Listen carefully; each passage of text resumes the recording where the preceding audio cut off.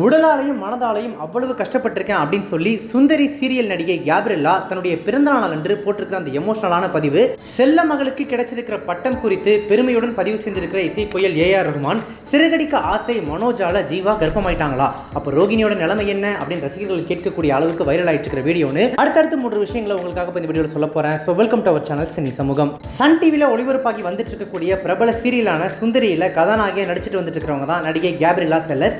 இவங்க ரீசெண்டா தன்னுடைய பிறந்த நாள் அன்று முதியோர் இல்லத்திற்கு சென்று வயசுல மூத்தவங்க கிட்ட ஆசீர்வாதம் வாங்கிக்கிட்டு தன்னுடைய கடந்த கால கஷ்டங்கள் குறித்து பதிவு ஒன்று வெளியிட்டிருக்காங்க.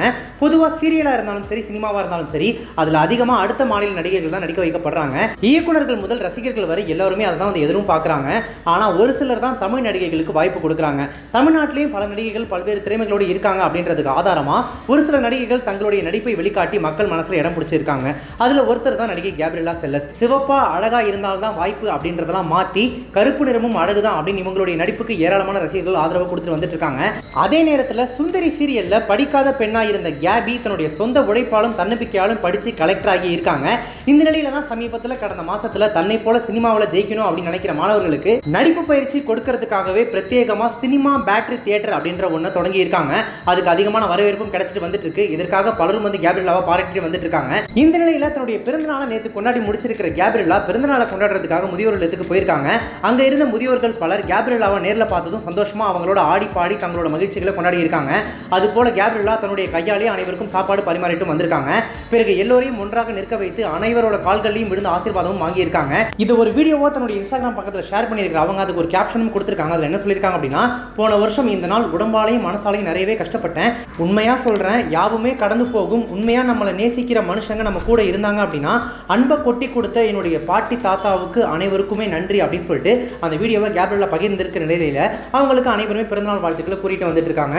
இசைப்புயல் ஏஆர் ரஹ்மான் சாயிரா பானு தம்பதிக்கு கத்தீஜா ரஹிமா அப்படின்ற 2 மகள்களும் ஏஆர் அமீன் அப்படின்ற ஒரு மகனும் இருக்கார் அப்படின்றது குறிப்பிடத்தக்கது. இதுல கத்தீஜா இசையமைப்பாளராகவும் ஏஆர் அமீன் பாடகராகவும் இருக்கார் அப்படின்றது எல்லாருக்குமே தெரிஞ்சதுதான். இந்த நிலையில திரையுலகத்துக்கு சம்பந்தப்படாம இருக்கிற இன்னொரு மகளான ரஹிமா தற்போது துபாயில கேட்டரிங் கல்லூரியில படிப்பை முடிச்ச நிலையில சமீபத்தில் அவங்களுக்கு பட்டமளிப்பு விழா நடந்திருக்கு. இதுல கலந்துகிட்ட ஏஆர் ரஹ்மான் தன்னுடைய செல்ல மகள் ரஹிமா பட்டம் வாங்குவதை புகைப்படம் எடுத்து அந்த புகைப்படத்தை தன்னுடைய இன்ஸ்டாகிராம் பக்கத்தில் பதிவு பண்ணியிருக்காரு. ஒரு தந்தையா ரொம்ப பெருமைப்படுறேன் அப்படின்னு நிகழ்ச்சியோட அதுல கேப்ஷனா குறிப்பிட்டிருக்காரு. இந்த பதிவுக்கு ஆயிரக்கணக்கான லைக்ஸ் அண்ட் ஷேரிங்ஸ் குவிஞ்சிட்டு வந்துட்டு இருக்கிற நிலையில ஏஆர் ரஹ்மானோட மகள் கேட்டரிங் துறையில மிகப்பெரிய சாதனை செய்யணும் அப்படின்னு சொல்லி ரசிகர்கள் வாழ்த்து தெரிவிச்சுட்டு வந்துட்டு இருக்காங்க. விஜய் டிவில வாரம் தொடர்ந்து டிஆர்பில முதலிடத்திலேயே இருந்துட்டு இருக்கக்கூடிய சீரியல் தான் சிறகடிக்க ஆசை.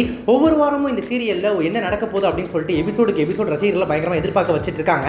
இப்படியான ஒரு நிலைமையில இந்த சீரியல்ல மனோஜாக நடிச்சிட்டு இருக்கக்கூடிய நடிகர் ஸ்ரீதேவா தன்னுடைய இன்ஸ்டாகிராம் பக்கத்தில் ஒரு வீடியோ வெளியிட்டிருக்காரு. அதுல ஜீவாவும் மனோஜும் ரோகிணியின் பியூட்டி பார்லர்ல இருக்காங்க. அப்போ மனோஜ் ஜீவாவை பார்த்து என்னுடைய வேலை டெம்பரரி பட் என்னுடைய பெஸ்ட் ஃப்ரெண்ட் பிரெக்னென்ட் அப்படின்னு சொல்ல ஜீவா வந்து மனோஜை அடிக்கிறாங்க.